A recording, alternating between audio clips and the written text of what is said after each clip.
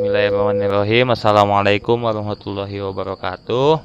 Alhamdulillah di sini kita kedatangan auditor muda ya. Ini ya kita sekedar hanya ingin komunikasi aja tentang audit, sharing diskusi gitu bang tentang audit. Kebetulan abang sendiri kan juga udah masuk yang namanya dunia kerja. Kalau boleh mohon memperkenalkan dirinya dulu abang. Ya, perkenalkan saya Yudi Ruhyat. Saya juga alumni ya dari akuntansi UMJ. Saya angkatan 2017 dan baru lulus kemarin. Alhamdulillah sekarang saya sudah bekerja di salah satu kantor akuntan publik di daerah Jakarta ya. Kantor akuntan publik Gani Sigiro Handayani. Mungkin ada beberapa yang tahu atau mungkin belum tahu. Biasanya lebih dikenal dengan KP Grand Tronton nih, GT Indonesia. Mungkin sekarang sibukannya apa sih Bang Yudi, dan boleh jelasin sedikit jabatan ataupun tugasnya gitu di KPJT ini?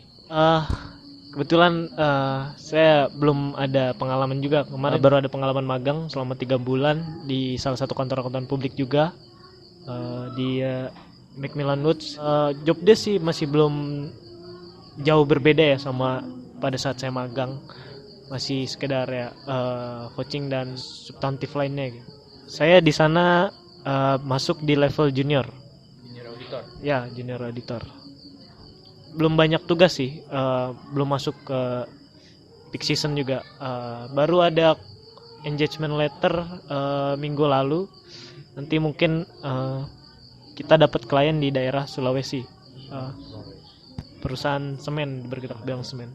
Ya mungkin kan Bang Yudi sendiri pasti pernah dengar nih tentang audit syariah, betul? Ya. Nah, menurut Bang Yudi sendiri nih, apa sih bedanya audit konvensional dengan audit syariah? Entah dari kode etiknya sendiri, entah mungkin frameworknya. Mungkin dari Bang Yudi bisa jelasin sedikit aja sih menurut pandangan Bang Yudi nih. Kebetulan saat saya duduk di bangku kuliah juga pernah dapat ya mata kuliah audit syariah. Pada kenyataannya mungkin agak sulit gitu melihat perbedaan yang signifikan ya, auditor syariah dengan auditor konvensional. Mungkin memang konvensional dan syariah itu mungkin bisa dilihat dari regulasinya ya, karena di akuntansi itu memang ada pernyataan standar akuntansi untuk entitas syariah, dimulai dari PSAK 101 mengenai penyajian laporan keuangan syariah sampai 112 mengenai wakaf. Setahu saya isi itu ya. Dan juga syariah, audit syariah tuh memiliki kerangka dasar, kerangka konseptual sama kayak konven, di mana di sana ada karakteristik dan asas-asasnya, di mana transaksinya tidak mengandung unsur-unsur seperti riba, nas, goror dan sebagainya ya. Dan asasnya juga atas asas persaudaraan, lalu kemaslahatan dan lain-lainnya gitu. Oke, itu untuk praktiknya sih agak susah ya. Mungkin saya tahu dari itunya aja sih ya, regulasi dan guidance untuk syariahnya. Kalau konven kan PSAK, mungkin PSAK umum, etap dan lainnya, dari PSAK 1 sampai PSAK yang terbaru 7172 73 ya. Mungkin itu sih yang saya tahu. Nah, mungkin itu dari Mas Yudi ya. Saya ingin menanyakan sedikit lagi nih Mas ya. Kayak menurut Bang Yudi di sini audit syariah itu sudah menonjol belum di masalah, maksudnya itu kayak audit syariah ini benar-benar sudah kelihatan belum di dalam dunia kerjanya itu gitu bang? Implementasinya. Kalau menurut saya, ini pandangan dari saya pribadi, memang agak sudah seperti yang saya bilang ya, agak sulit gitu. Maksudnya melihat apakah seorang auditor ini syariah atau enggak. Kalau menurut saya sih memang syariah atau enggaknya tuh memang pada dasarnya audit ini syariah apabila seorang auditor ini bekerja sesuai dengan regulasi yang ada, maksudnya tidak menyimpang gitu, tidak melakukan hal yang macam-macam atau aneh. Mungkin audit entitas konven juga semasa dia benar dan tidak melakukan kecurangan mungkin masih bisa bilang syariah mungkin ya.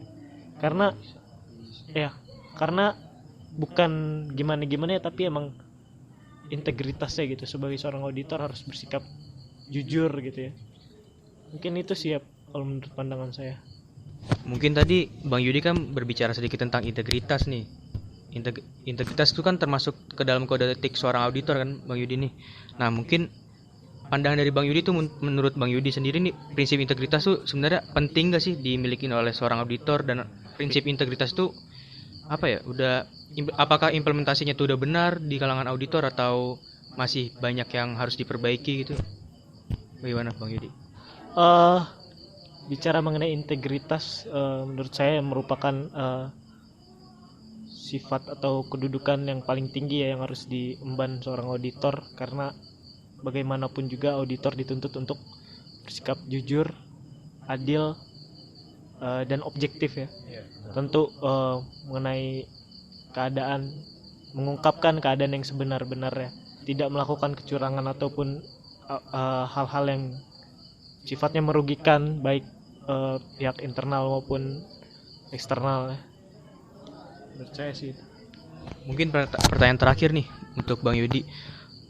Ada mungkin dari Bang Yudi sendiri punya masukan untuk audit syariah di Indonesia, pengimplementasiannya seperti apa, ataukah Bang Yudi sendiri masih mendukung audit konvensional mungkin yang sudah lama ya kan, dan juga mungkin sampai saat ini masih relevan gitu kan untuk digunakan, atau mungkin ada saran nih untuk tentang audit syariah dari Bang Yudi sendiri, implementasinya harusnya seperti ini gitu, Bang Yudi sendiri mungkin.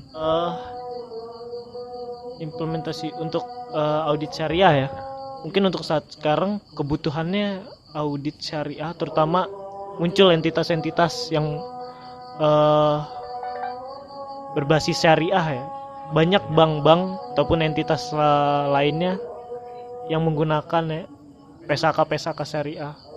Dan kalau bisa dilihat sih mungkin nggak banyak yang paham ya. Mungkin masih beberapa segelintir auditor yang paham mengenai audit syariah. Dan untuk saya sendiri sih kebetulan saya memang belum dapat untuk audit entitas syariah. Karena bagaimanapun juga saya masih baru untuk audit perusahaan-perusahaan konven, juga masih minim pengalaman. Kalau bicara syariah udah harusnya yang konvennya sudah matang, udah paham betul, baru mungkin langkah lebih jauhnya sifat syariah.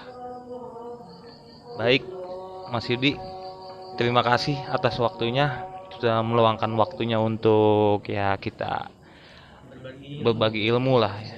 Sharing-sharing atau ya komunikasi tentang audit lebih lanjut lah, secara pengalaman dari Bang Yudi ini sendiri. Terima kasih banyak atas waktu dan pendapat atau ilmunya. Kurang lebihnya mohon maaf. Wabillahi taufiq wal hidayah. Wassalamualaikum warahmatullahi wabarakatuh.